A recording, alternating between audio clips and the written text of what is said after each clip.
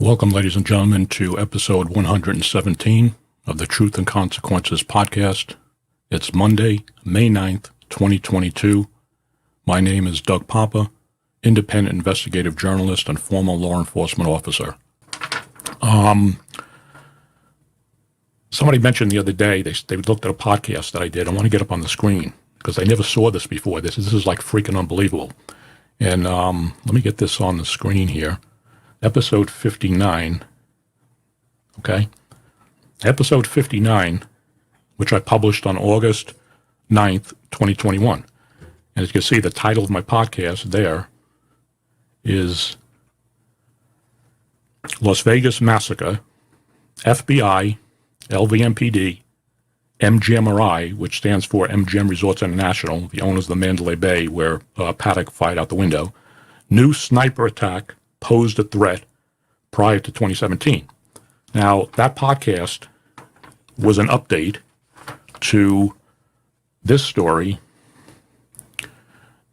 that I did back in 2018. The Baltimore Post-Examiner broke this story, and it's my story. I wrote it. That we broke it, okay, like as we broke many stories relating to the massacre that nobody ever touched.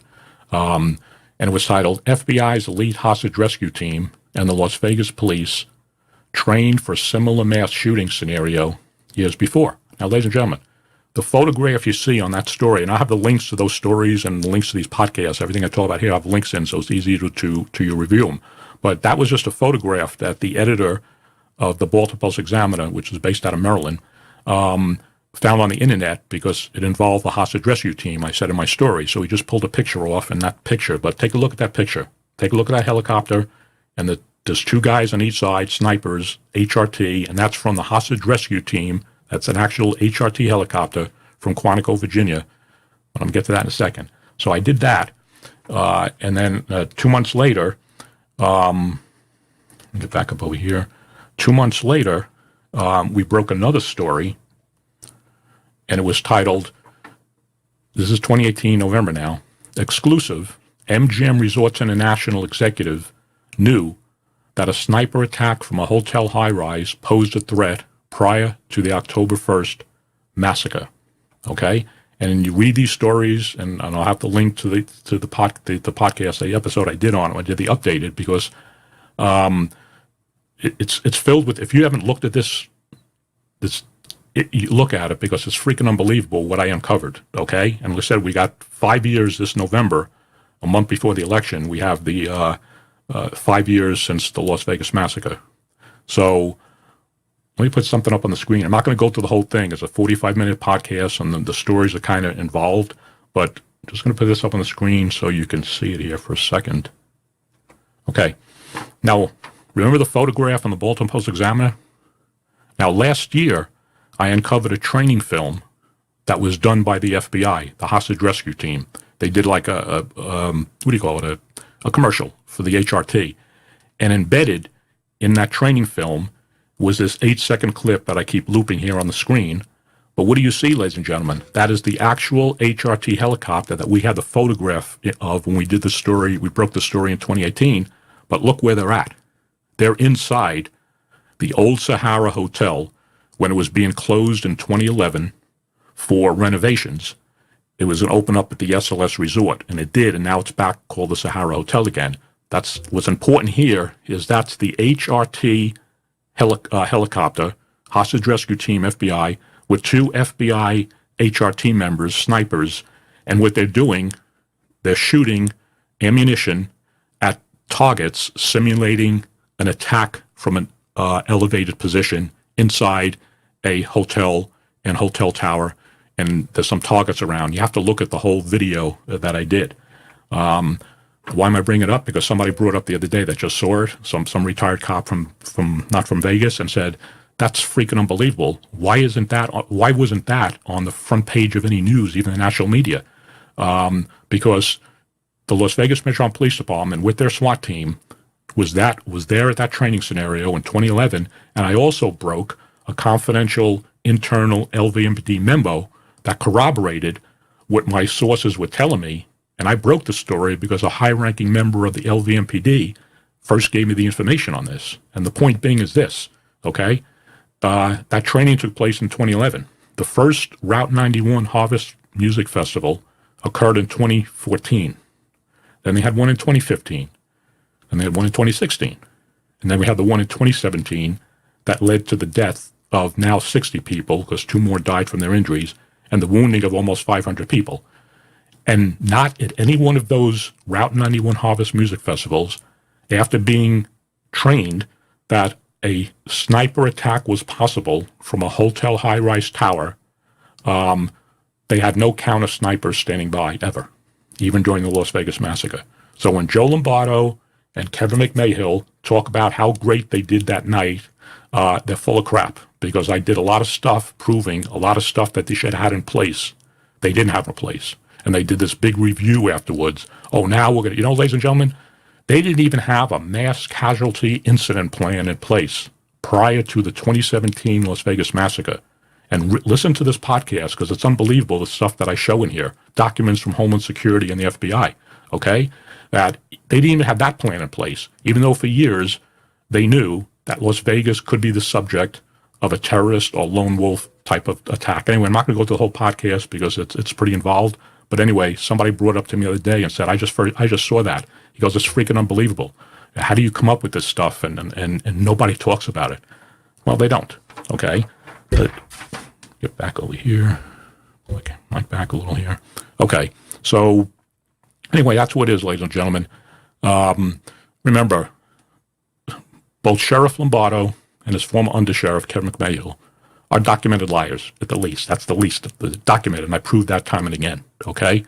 And Kevin McMahill, who going around all these little campaign things that he's doing, bragging about how great he was the night of the massacre, and I brought this up in another podcast, police sources who spoke to me said both him and Assistant Sheriff Todd Fasulo were drunk when they responded that night to the massacre, because these guys are heavy drinkers. Okay, and they were even staying in the back because they didn't want anybody to see them originally because they reeked of alcohol. But the reason why I'm saying that is Kevin McMahill in 2018, and I broke this story for the Baltimore Post-Examiner, and I updated in a podcast, and I'll have the link in this description. He was interviewed in 2018 by Fox News for a story about the massacre. And without total disregard, respect for the people who were killed, this guy that wants to run the Las Vegas Metropolitan Police Department, and he thinks he's going to be the next sheriff, went on national television on Fox News and lied about the Las Vegas Massacre when the firing stopped. And you can go in, I'm not going to get into the whole thing, go in and listen to the podcast and stuff that's in there, and I'll have the link to my story. The point being is this. In 2018, well after a year after the massacre happened, okay, he went on national television and lied his ass off, saying that the firing stopped when Levi Hancock's ad hoc team breached they took the bracket off the door and got into the hallway. Ladies and gentlemen, that was an all-out lie. The firing stopped almost an hour before. But he said that to make himself and the department look good. Didn't care about the people who died. And I got tons of emails from family members and survivors that said that's a bunch of BS. I even called up Fox News. Because I was on Fox News. I was on Tucker Carlson a couple times with Carol Lombardo, no relation to Joe Lombardo, one of the attorneys, one of the first attorneys that handled the civil suits for the victims. And I said, listen, how can you allow that to go on? Didn't anybody vet what he said? Do you know what you're talking about? Nobody's talking about. The guy's a freaking liar. So I'm just bringing that up because this is the guy that wants to run the Las Vegas Metropolitan Police Department. Maybe he was drunk when he was on Fox News. I don't know. He has a history, according to my sources, of being a heavy drinker, okay? And I have a problem with that somebody wants to run the police department. And he even said on some thing recently that, I responded code 3 from my house that night. Yeah, sources say he was drunk. So he had his weapon on, which is a violation of the law. Can't carry a weapon if you're intoxicated. He's driving his car there, okay? That's what sources are telling me. So anyway, take it for what it's worth. Welcome, ladies and gentlemen, to episode 119 of the Truth and Consequences podcast from Las Vegas, Nevada. I'm your host, Doug Poppa. It's Thursday, May 26th, 2022. As you all know, I'm an independent investigative journalist, former law enforcement officer, but I want to mention this too. Get this up on the screen here. This was, there episode 8. Okay, just real fast. Okay. This was episode 59 from August 9, 2021. And it was titled Las Vegas Massacre, FBI, LVMPD, MGMRI, which is MGM Resorts International, new sniper attack posed a threat prior to 2017. I'm not going to the whole thing. I'll have the link again to that. I see it got like 100 more views one day after I did this talk about it the other day. And what I said in the other day, and I said in that, and people came back to me, there's like news people want to know this stuff. I mentioned in that podcast when I was doing it that I'm showing you a screenshot of an internal police memo that I got that verified that this training did take place. And go back and watch his videos, only 45 minutes long, but with the input didn't come up on the video, so I didn't display the memo. So people want to see the memo. So this memo is going to go up on the screen now. This is the memo that I talked about in 59. I talked about it the other day. And it's this was a confidential police memo that I obtained a couple of years ago after I wrote the first story for the Baltimore Post-Examiner. So you see it, go back, you can free shot it, take pictures of it. And it was from Dean Hennessy, sent on Monday, September 19, 2021 at 4:09 p.m. To Todd Fasulo, who was then a captain. And that's the buddy of, you heard me talk about him, of Kevin McMahill, now retired assistant sheriff, Todd Fasulo. At that time, September 19, 2011, he was a captain. And Dean Hennessy is writing this memo to him, subject, scenario. Captain, we are having a large-scale MACTAC SWAT scenario at the Sahara Hotel and Casino on Wednesday, the 21st. We just wanted to let you know so you could post this along to your troops, pass this along to your troops. If you have any questions, please contact me at blah, blah, blah, and I will be, get back with your answers. Thanks, Dean. Signed, Dean Hennessy, Alternate Police Operations Planning, APOP, MACTAC, Support Operations Bureau, Las Vegas Metropolitan Police Department. Now, some people wanted to see this because when I did the podcast 59, I think I did that in 2021, I said it's coming up on the screen and it didn't come up. I couldn't hit it for some reason. It wasn't showing. So they wanted to see the actual memo. People, let me tell you something, people, nothing I do, even when I work, everything that I say comes from police sources, or it's backed up by documents, or sometimes it's backed up by documents that I can't show or discuss because it would actually divulge the source of the information.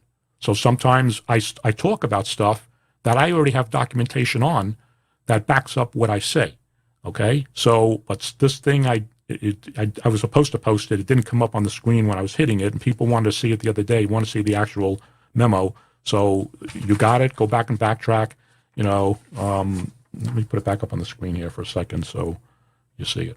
That's the memo. It's got my watermark on. So, and that was the training they did with taking out the mannequins and the silhouettes, simulating a sniper attack from an elevated position in a hotel high-rise or on top of a garage. And that was before the massacre. So when they say they didn't know that this could happen, it's probable they did because they trained for it, the SWAT team. And I go back and listen. I'm not going to talk. It's a 45-minute video. Anyway, so that's the memo, the confidential memo that everybody wanted to see the memo. People think like I say this stuff and like I'm making it up. Ladies and gentlemen, I have to make nothing up. Like I said, okay, I don't have to do these podcasts. It does not sustain my life. I don't make any income from these things. Every now and then somebody throws a couple of bucks in a PayPal account, but I don't make any income from this stuff. It's what I do because, frankly, nobody else in Las Vegas is doing it because they don't have the police sources that are giving me this information. They give it to me because they've told me over the years. They have given reporters out here, police have given reports on some good stuff. They didn't do anything on it. They just blow them off. So I don't blow anybody off, okay?